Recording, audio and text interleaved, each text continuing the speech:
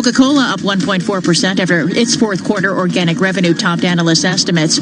Carnival shares were watching as well, down almost 6% as its Italian unit confirmed that a passenger came down with symptoms that raised alarms with health authorities about a possible case of coronavirus.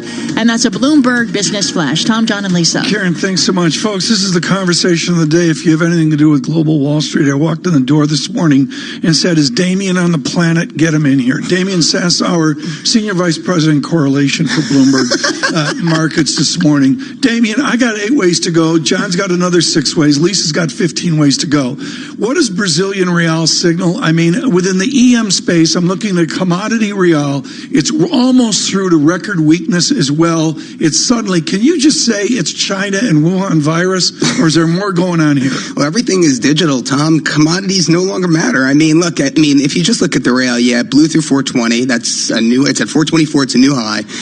And a lot of people like to correlate that to soybeans and some of their exports. But you're absolutely right. Chilean peso is the worst performer this year. That's your copper down however many days in a row. The only 2 winners this year are the Indonesian rupiah and the Mexican peso. Everything else is a sea of red. But beneath the surface, Lisa. What's beneath the surface? Beneath the surface is the relative performance. The losers are all the low yielders. The next best losers are all the high yielders. So on a relative basis, guys who put the carry trade on are making money. And so what that means is that you're going to see yet another year, 11 out of the last 12 years, EMFX, long the high yielders, short the low yielders works out for you. That's why Pharaoh's so happy. He was doing a rupee sing dollar. He was. It was true. He was really excited when he came in to see that. I will say, I thought that one of the best headlines out of yesterday was that Chile announced that actually the copper losses have gotten oversold and that you really should start piling back in, talk about talking their book. But I'm looking right now at the UN, and it's almost crossing that 7 per dollar level that seemed to spur a lot of anxiety last year. And I'm wondering,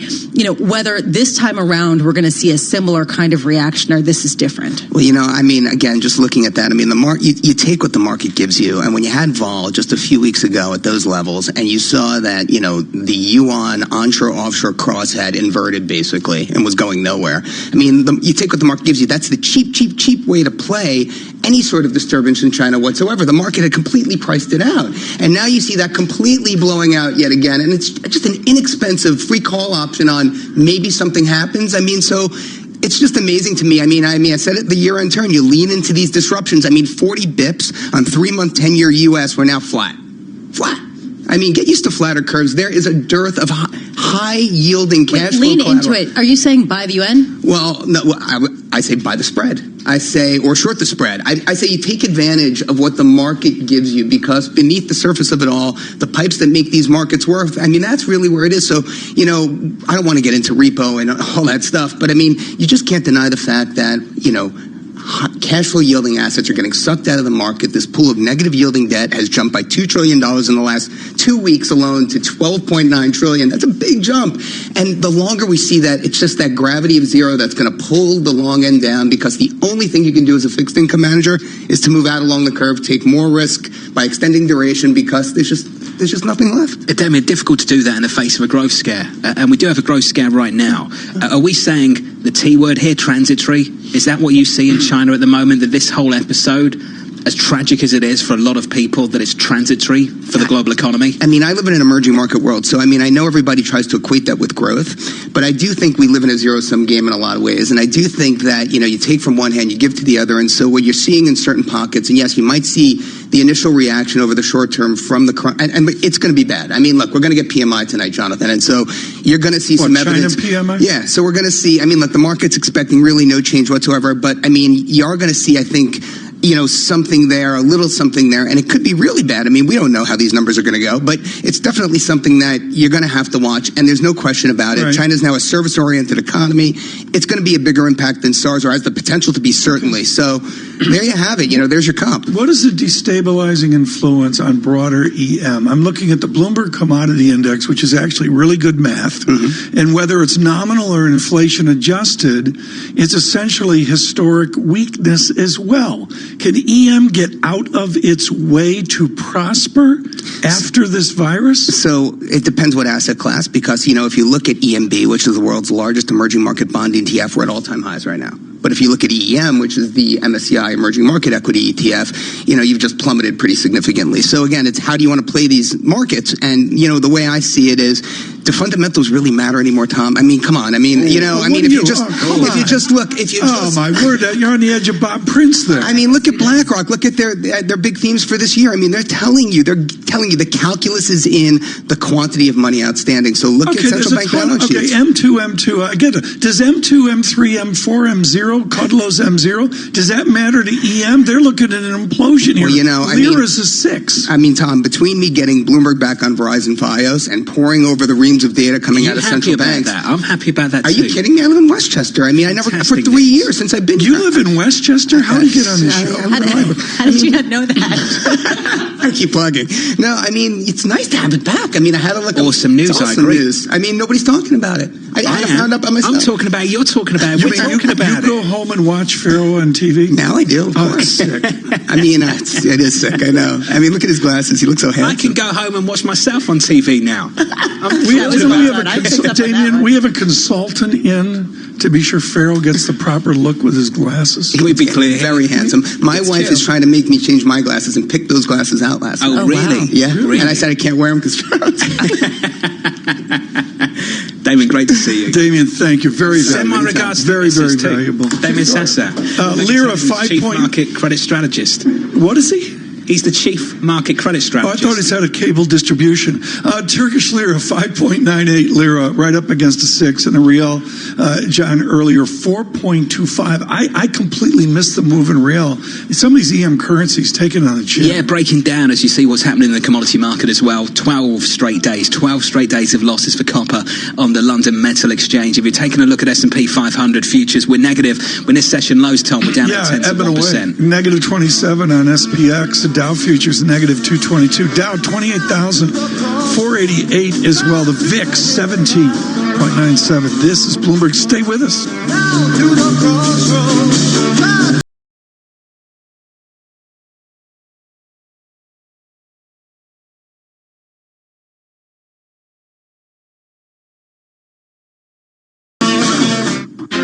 Business. Whatever job you're searching for, you can find it on LinkedIn. First jobs, flexible jobs, keep me out the cold jobs, advertising jobs, accounting jobs, HR, PR, even ER jobs, East London jobs, West London jobs, extra hour in bed jobs, startup jobs, late start jobs, get home in the daylight jobs, banking jobs, building jobs, flexible working on a Friday jobs, or even voiceover jobs, which is how I ended up recording this ad. Search millions of jobs on LinkedIn and find one meant for you.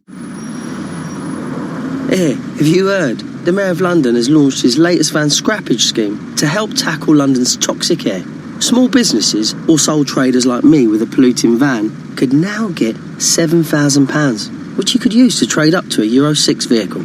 And you could get an extra £2,500 towards running costs if you go electric. The scheme is now even easier to qualify for, and it's open to any businesses with up to 50 employees, like mine. So, I'm going to search TfL Scrappage to see if I'm eligible and apply. You should do the same. To the Mayor of London and TfL, every journey matters. At Argos, our new range is out now, online and in our new catalogue. Transform your home with our new stylish furniture and homewares range.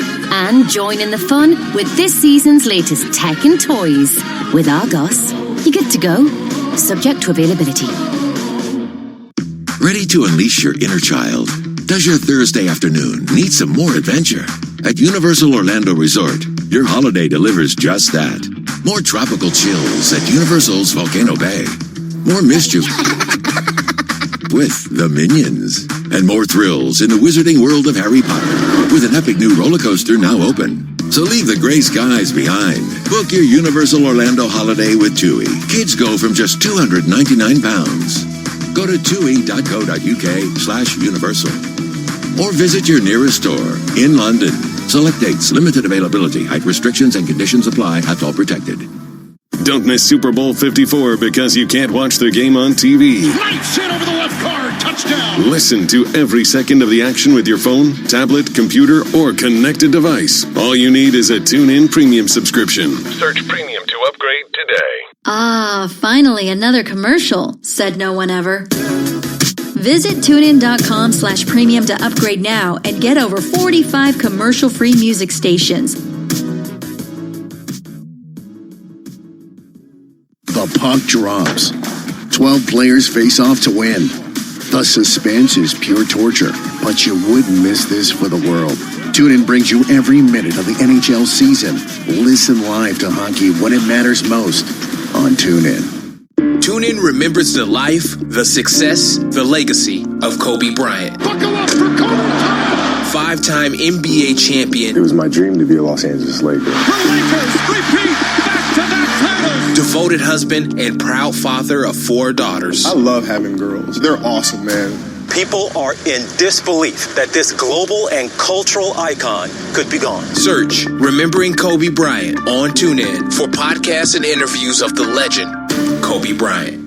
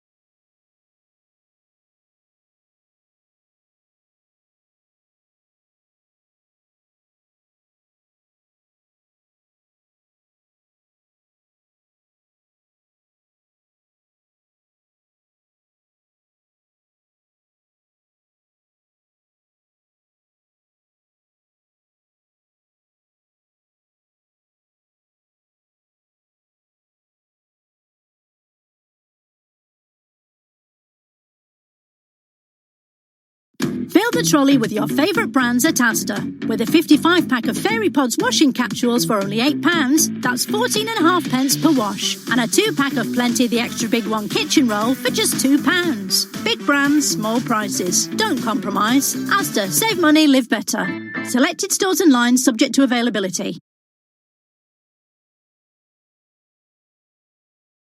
Yes, consumer spending only grew 1.8% in the fourth quarter, but these numbers can be choppy on a quarter-by-quarter basis.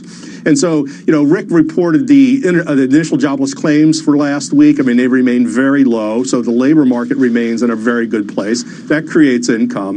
And then if you look at the financial health of the consumer sector as well, that's improved dramatically over the last decade or so. So I don't really worry too much about this consumer at this point, unless you were to get a bunch of big shocks that hit the economy.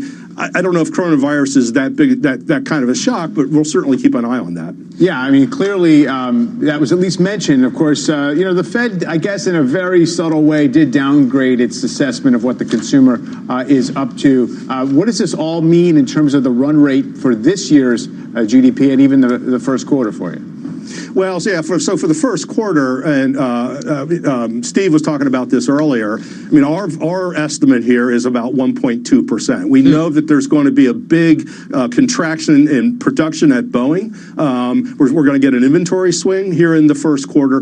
Going forward, we look for twos going forward, but I think our overall annual GDP growth rate for this year is like kind of 1.8, and so it's going to be a subpar, we think, sort of year at this point. Maybe things pick up later on in the second half, but just the momentum coming into this year is a little bit weak. And that would seem to be reflected in the Treasury market here, Steve. It is quite remarkable what's happened. The kind of volatility we've had in the Treasury market is really worth noting. You were at 1.9 at the beginning of this month on the 10-year, and we were starting to talk about 2 and above 2, and now we're back down. So one way to think about it, Mike, is the market itself has provided the stimulus it believes the economy requires by going down into the 1.5 or 1.56 range. Also, I think of note today is the dollar weakening. I think it's had a little bounce after this GDP number, but if you looked at the DXY, God, those guys in the back are so good. It's like mind reading what's going on there. There it is. Couple Either things that happening. Or you're predictable. Couple things happening this morning that are worth noting. The UK and Mike off camera noted that the pound is a big part of. Look, there comes up the pound. This is getting the U.S. spooky. dollar index. What am I going to think next? The pound's a big part of the much bigger in the U.S. dollar index than the UK is in the world economy. But at the same time, just so you know, the dollar is strengthening against the yuan. They don't have that one ready. But that's not one they normally have. They didn't know this was happening. I didn't know anything was happening, but look at that. Here we go. Oh, my gosh. Oh, I don't know why that didn't come up, but whatever the reason is, it was up above 7 just a little bit ago. Well done on calling and that's a coronavirus thing that's happening right now. Right. So we're watching all this. That might be because of the markets being closed there too. It could be. It could be as well. But it's worth watching. A lot of things in flux right now on the macro scale, in addition to the investors having to factor in the earnings as well. There's the yuan. Ask and you shall receive. They're so good. Can we name some names? Greco, Evans, and let's also name Jay Bryson and thank him. Oh, sorry, Jay. We got to go. Coming up, Elon Musk trolling the analyst community, and investors are cheering his stock. The full story on Tesla when we come right back.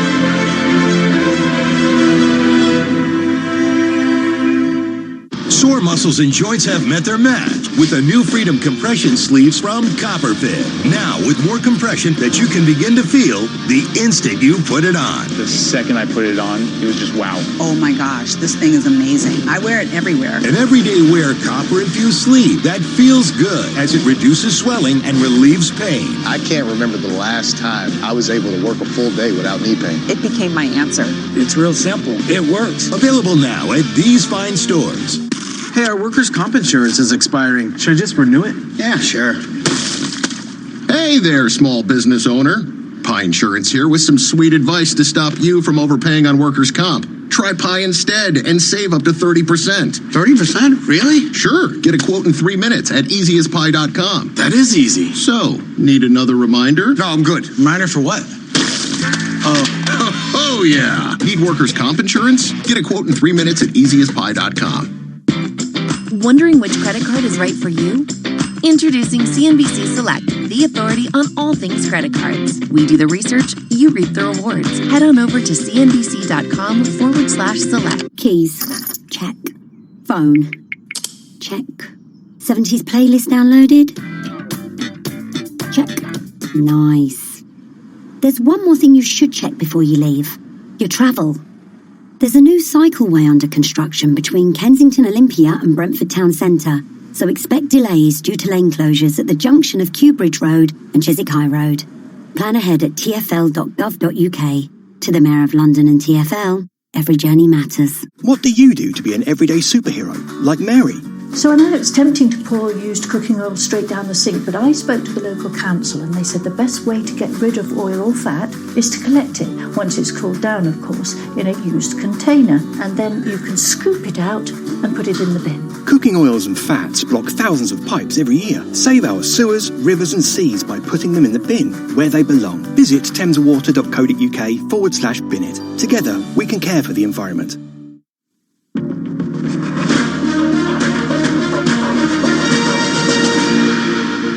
Welcome back, everybody. Tesla delivered a record number of vehicles in the fourth quarter, and it expects to deliver a lot more. That news sending the stock to new highs ahead of the open and extending the stock's wild ride this year. Since January 1st, and including this morning's move, that stock is now up 50%. You know who's dancing to all that? Elon Musk, all the way to the bank. Phil LeBeau joins us right now. He's got more on this story and what to take out of it. Phil, good to see you. And Becky, the stock is moving higher, not only because it beat on the top and the bottom line for the fourth quarter, but the guidance in terms of vehicle deliveries for 2020, much higher than many on Wall Street were expecting. Just as a point of reference, the company delivered just over 360,000 vehicles last year. Most on Wall Street thought they would say, we'll deliver 475,000. Tesla says it will handily beat the expectation of delivering more than 500,000 vehicles. So again, they're going to deliver more than 500,000 vehicles this year. At least that's the guidance. Look at their portfolio. You've got the Model Y, which is the small crossover utility vehicle. They're already beginning to ramp up production. That begins this year. In addition, you've got the semi-truck. That'll come out later this year in limited sales, but it's coming out. And they're also working on the Roadster, a second generation of that, as well as the Cybertruck. That's in development right now. Look, Elon Musk says it's all about whether or not they have the batteries to supply the vehicles that they're working on, and potentially, maybe even a minivan. Will it make sense for us to do sort of a minivan or, sort of Sprinter like that at some point? Probably, but like I said, we've got to solve this battery. We've got to scale battery production to crazy levels that people cannot even fathom today. That's the real problem. Battery production is crucial for Tesla's growth. It's often overlooked, but that's the importance of the Gigafactory. Remember, they've got a European Gigafactory, which is also battery production, in addition to vehicle production. That's expected to come online next year. And one last thing, guys. Elon's calls are always interesting. They start with retail investors asking questions, submitting questions, and then they go to the analysts from Wall Street, to which Elon said, you know what? Those retail investors had some pretty good questions. I do think that a lot of the retail investors actually have deeper and more accurate insights than many of the big institutional investors, and certainly better insights than many of the analysts. Not a surprise that Elon Musk said that. Look, he has sparred from time to time with analysts on Wall Street. He believes that there are some who just don't get it, don't understand Tesla to the degree that they should, and underappreciate the company. So he gave a tip of the hat, guys, to Tesla's retail investors, saying they sometimes have more insight than those on Wall Street. Okay. Phil, it's very good to see you. And as we said, Elon's going to be doing a little jig this morning. Meantime, coming up, a market deep dive with one of the most plugged-in hedge fund voices on Wall Street. We'll do that right after the break. Plus, take a look at futures right now. We are in the red across the board. Dow off about 142 points. After the break, we're going to be speaking with Schoenfeld, Chief Investment Officer Ryan Tolkien, about deploying cash across Europe and Asia and beating the rest of the quant pack. If we head to a break, a reminder, you can always watch us, listen to us live on the go on the CNBC app. Stay tuned, you're watching Spark on CNBC.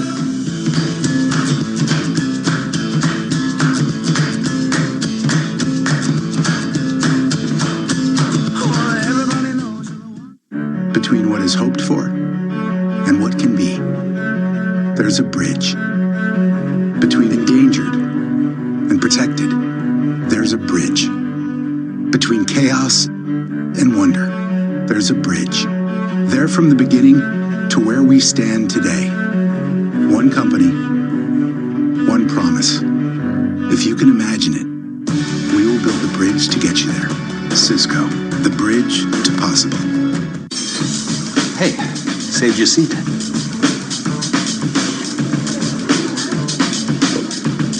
This round is on me.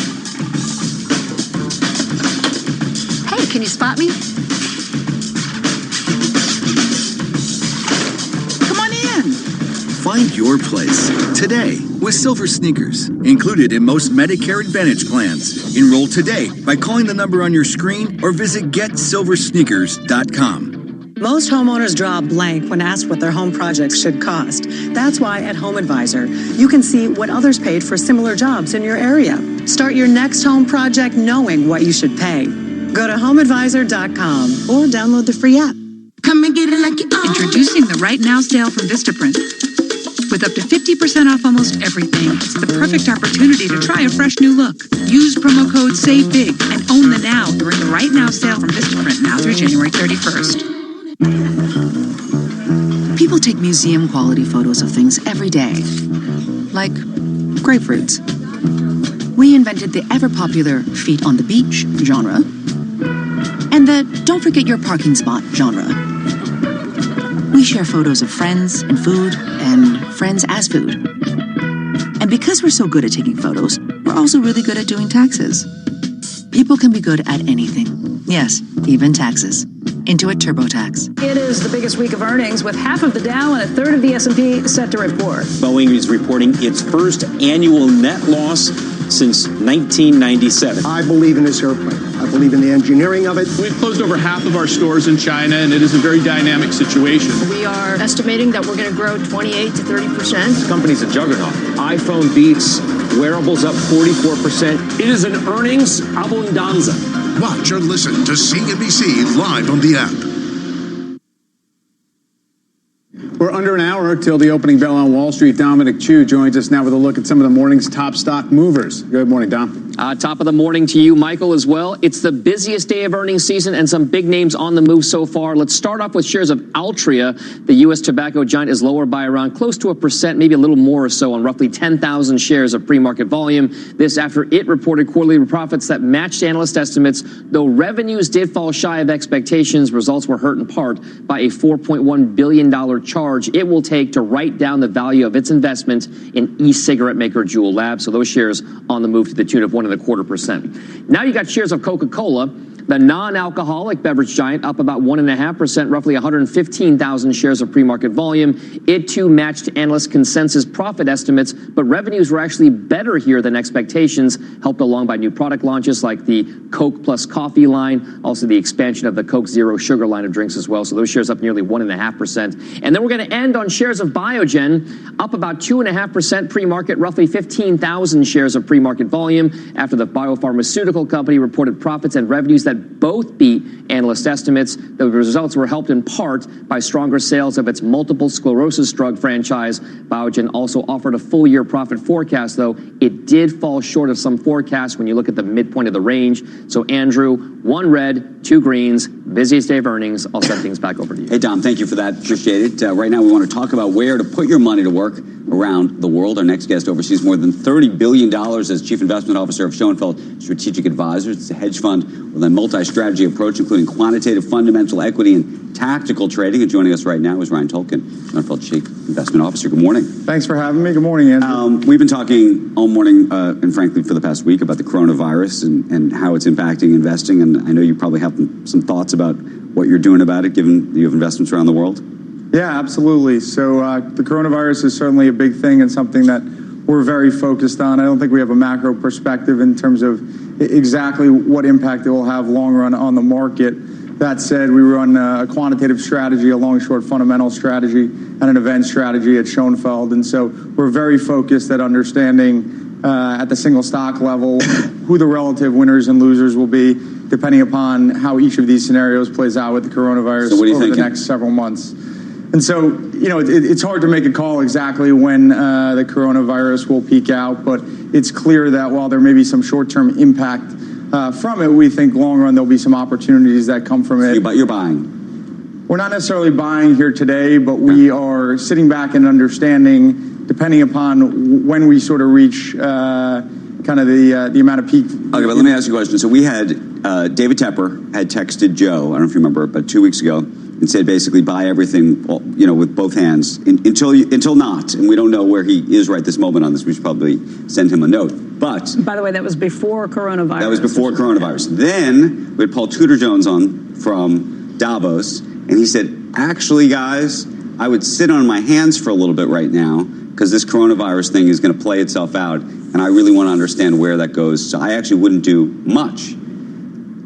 Between Tepper's view of the world, and we don't know if that's still David's view, and where Paul was, where would you be? We've built our business on not having to have a view on that specifically. And so we have 10,000 stocks in our portfolio, and it's all about identifying the relative value opportunities without having to make a market call. That call is too hard to make. Although I would say value calls, you know, look, if you see a pullback in some of these arenas, does that pop up as value on your screen? Not necessarily value, but who are the winners and who are the losers, and what are the dislocations within certain sectors or certain world geographies that are created from something like the coronavirus. And no different than trade, it's clear over time that there will be winners and losers that come out of this episode. And so whether we're looking at that from a quantitative approach or a long-short fundamental approach, the key is understanding